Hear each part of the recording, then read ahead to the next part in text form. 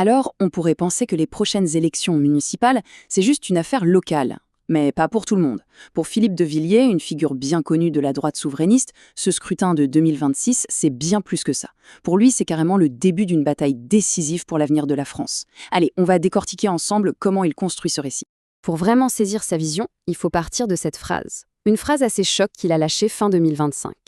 Tenez-vous bien, 2027 sera la dernière chance de la France. Rien que ça. Bon, ça pose tout de suite le décor, hein. L'affirmation donne le ton. Et surtout, elle installe un sentiment d'urgence quasi permanent.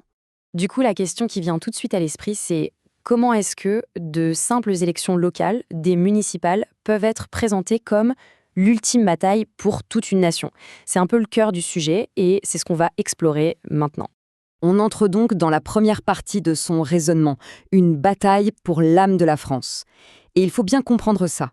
Pour Philippe de Villiers, l'enjeu n'est pas seulement politique, il est bien plus profond, presque spirituel. Il parle littéralement d'une bataille pour l'âme de la France. Alors, son idée centrale, c'est quoi? C'est que les municipales de 2026, ce n'est en fait qu'un premier tour de chauffe. Vous voyez l'idée? Une sorte de tremplin, de préparation pour le vrai combat. Et ce combat, pour lui, c'est la présidentielle de 2027. Ok, donc on a ce grand combat civilisationnel. Mais concrètement, Philippe de Villiers, il se positionne comment là-dedans? Quel est son rôle exact? Et surtout, qu'est-ce qu'il attend des autres? Et là, attention, premier point super important, Philippe de Villiers, il n'est pas candidat. Non, lui, il a, disons, changé de casquette. Il a laissé tomber la politique électorale pour se poser en mentor idéologique. Son combat, maintenant, il ne se joue plus vraiment dans les urnes, mais sur le champ de bataille des idées. Du coup, quelle est la mission qu'il donne aux maires qui sont sur sa longueur d'onde? Eh bien, leur rôle, c'est de transformer leur mairie en bastion de résistance. Les mots sont forts. Concrètement, ça veut dire quoi? Agir comme un rempart face à l'immigration, protéger la culture française de ce qu'il appelle le wokisme, et par-dessus tout, installer des dirigeants pour sauvegarder l'identité nationale. Bon, qui dit bataille dit forcément des ennemis. Et dans le récit de Villiers, ils sont très clairement identifiés. Il en cible 3 en particulier. Et on commence avec l'ennemi numéro 1, la Macronie, c'est-à-dire le camp présidentiel. Pour lui, c'est sans doute l'adversaire principal. Et attention, les accusations qu'il porte sont vraiment lourdes. Il parle par exemple de casting judiciaire. L'idée, c'est que la justice serait instrumentalisée pour éliminer les concurrents politiques. Il dénonce aussi un contrôle des médias via des régulateurs comme l'Arcom. En gros, pour résumer sa pensée, il accuse le pouvoir de verrouiller les élections en se servant des institutions de l'État. Passons au deuxième ennemi désigné. Dans son viseur, on trouve l'extrême gauche. Il pense notamment à la France insoumise et aux écologistes qu'il met en première ligne. Alors, qu'est-ce qu'il leur reproche? Selon sa vision, les mairies gérées par ce bloc sont des laboratoires de déconstruction. Il les accuse de viser à changer le peuple via l'immigration. Il parle aussi d'une écologie punitive qui ferait du mal aux classes populaires. Et enfin, il les accuse de vouloir fragmenter la France en communauté confessionnelle. D'ailleurs, pour bien comprendre sa grille de lecture, il y a un terme qui revient tout le temps dans son vocabulaire, c'est l'islamo-gauchisme.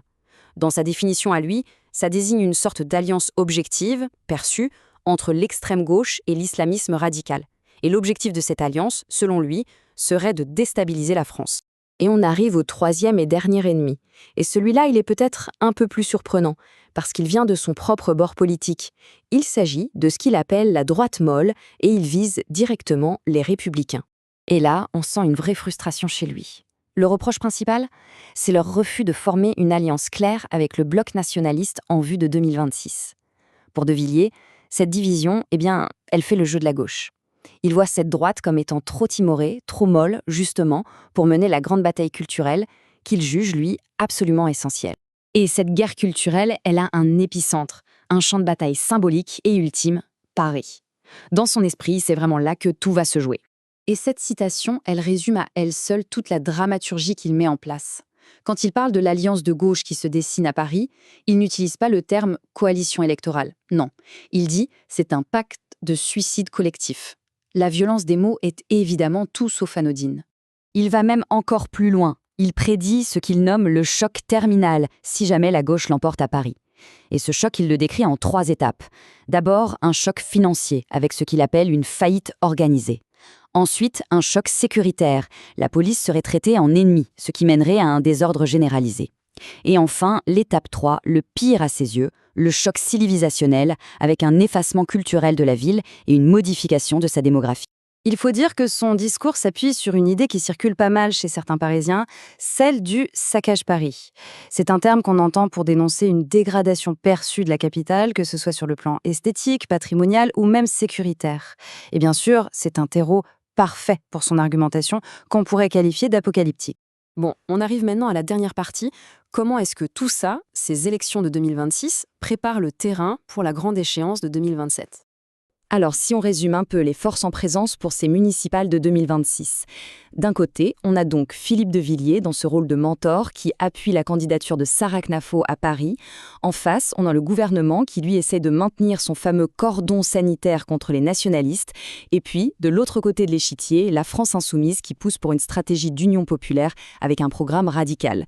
Finalement, l'enjeu de 2026, tel qu'il est posé, se résume à une alternative assez radicale. Il y a deux issues possibles. Soit un succès souverainiste qui viendrait valider cette stratégie d'union de la droite et créerait un élan, une dynamique pour 2027, soit, à l'inverse, un échec, et là ça démontrerait que ces idées restent minoritaires, ce qui renforcerait mécaniquement le pouvoir de la Macronie et de la gauche.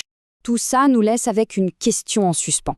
Est-ce qu'on assiste à un véritable ultimatum de l'histoire, comme le clame Philippe de Villiers, ou est-ce que c'est plutôt la vision, la construction d'un idéologue très influent qui cherche à imposer son propre récit? Eh bien, les résultats de 2026 nous donneront sans doute le premier élément de réponse. Merci d'avoir suivi cet éclairage.